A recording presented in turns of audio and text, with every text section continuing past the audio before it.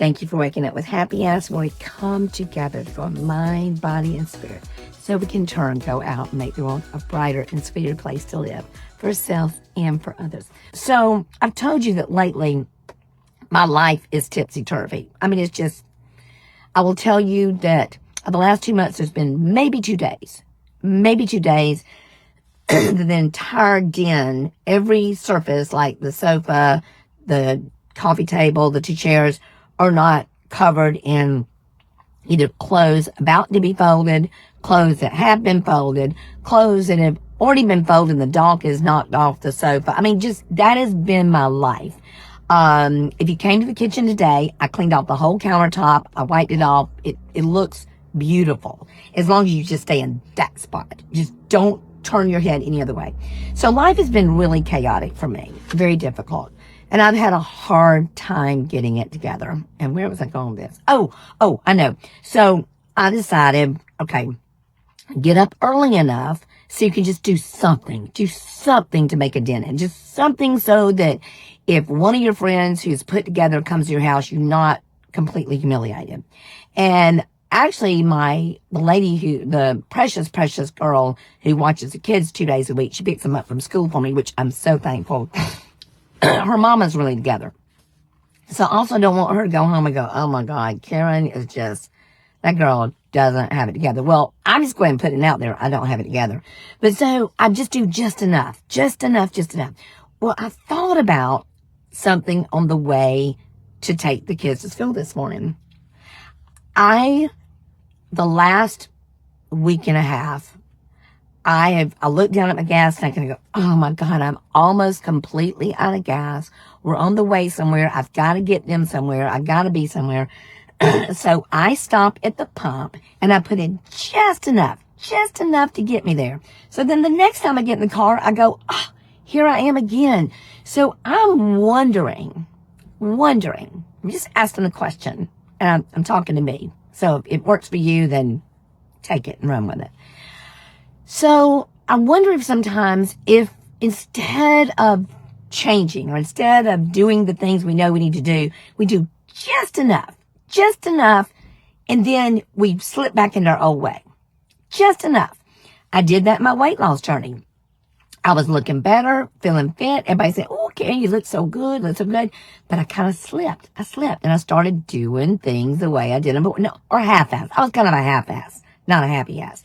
And you could tell it. And it showed. And it started happening. And I thought about that today when I was pumping gas. I go, Karen, this is the 3rd time this week that you have pumped just enough gas to get you to your next destination. How about when you get a minute today in this crazy day of scheduling, which is scheduled up until 6 o'clock tonight, you take a moment and go fill your tank all the way up. And it's just silly, I know, but how about we be intentional about our lives so that we're just constantly not haphazardly doing things? Maybe you're not like that. Maybe you're more together like many of my friends. And it's ironic. I was in church last night. We're just studying the Enneagram. And I'm a 3. I'm like a 3, high achieving, all that stuff. And 3s are just like dogged, determined, keep going, people. But my friend Laura is a 6, and she worries about things. She wants things to be just right. She keeps that checkbook balance. She does it all. She does all that. Okay. I don't do all that. And anytime I try to mold myself or be what somebody else is, not the best version of me, I get so whacked out. I'll be honest with you. Part of the reason why I'm so stressed out about my house is I'm embarrassed for other people to see it. I know it's more important that I sit down with Jet and study his spelling words. I know it's more important that it's on Saturday instead of us cleaning the house like I need to. We're going to see the air show. I know it's more important for me to take them to church and the church activities, all that stuff. I know all that. So I'll tell you one more lesson I learned at the pump. And this is probably my favorite one. My favorite one. So, and y'all know me. You've probably heard this story before, but I love this story.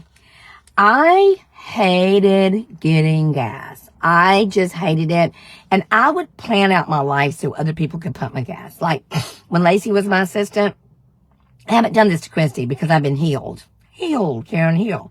So I would figure anything out for somebody else to pump my gas. I would say to Lacey, hey, I'll give you some gas if you go pump my gas. Or I'd make sure I had somebody in the car with me so they pump my gas. And I just didn't want to do it. Well, one day, I thought, as I was pumping gas, I go, Taryn, there was a time in your life when you had to put $5 worth of gas in your car. $5. That's all you had. That's all you could do. And you are complaining and whining and moaning about being able to fill up your tank. Seriously? Seriously. So this is what I decided to do, and I still do this to this day. I made this decision. I wrote a blog about it. Gosh, I think it's been at least 6 years. I'll have to look back and see. At least 6 years. Yeah, it has to be because it's been since Lacey was my assistant. And I said, okay, from now on, when you pump gas, you're going to do praise at the pump. And the whole time you're pumping gas, you're going to talk about what you're grateful for. You're just going to recite everything you're grateful for until the pump stops.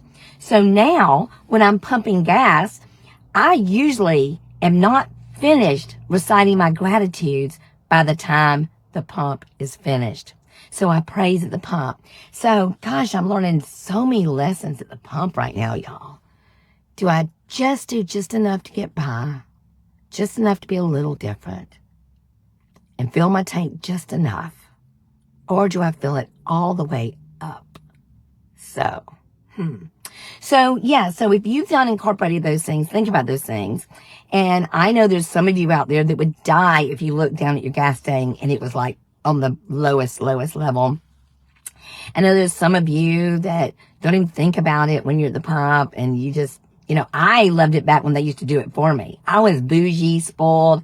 I grew up in Enterprise, Alabama, and they pump your gas for you. They still do that in Jersey. I love it in Jersey. They pump your gas for you. So that's what I've got for you today. I got to do the skedaddle. I love you with all my mind, heart, soul, and body. Be sweet, y'all, and go to the pump today and think about all the things you're grateful for.